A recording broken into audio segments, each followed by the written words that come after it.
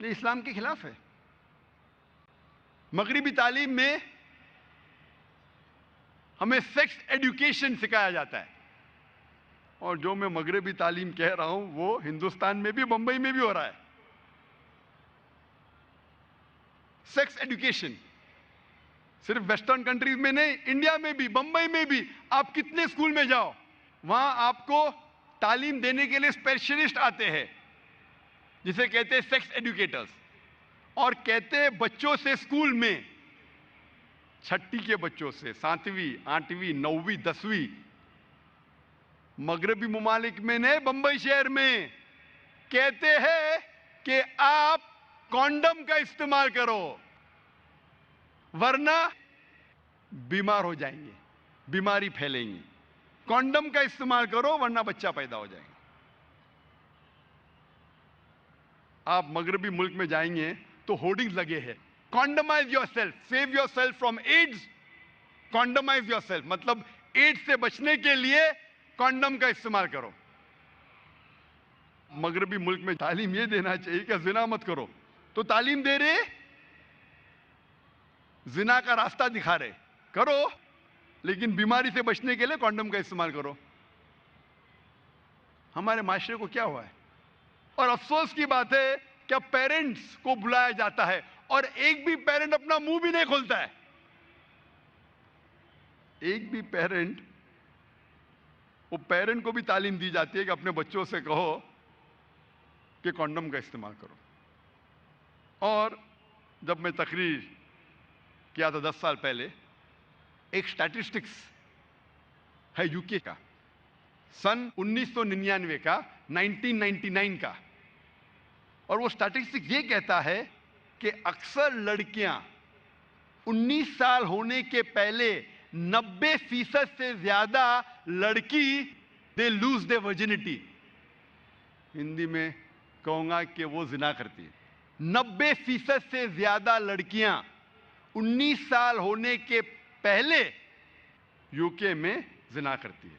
اور ایک سٹیٹسٹک جو چند سال بعد کا ہے کہ یو ایس اے میں 95% of the girls loose they ورجنٹی before they leave college. 95%، 95%.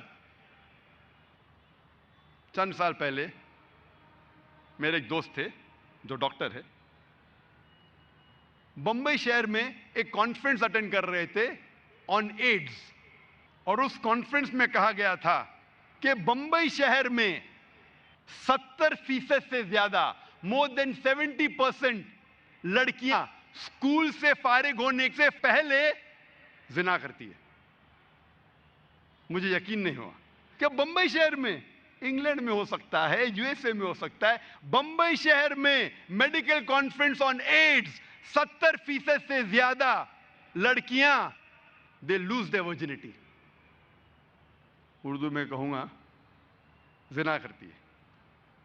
70%. 10 لڑکیاں جو اسکول میں جا رہے بمبئی شہر میں، 10 میں سے 7 زنا کر رہی ہے. کان کو یقین نہیں ہوتا. یہ بھی اسٹیٹسٹک سے چند سال پہلے کی.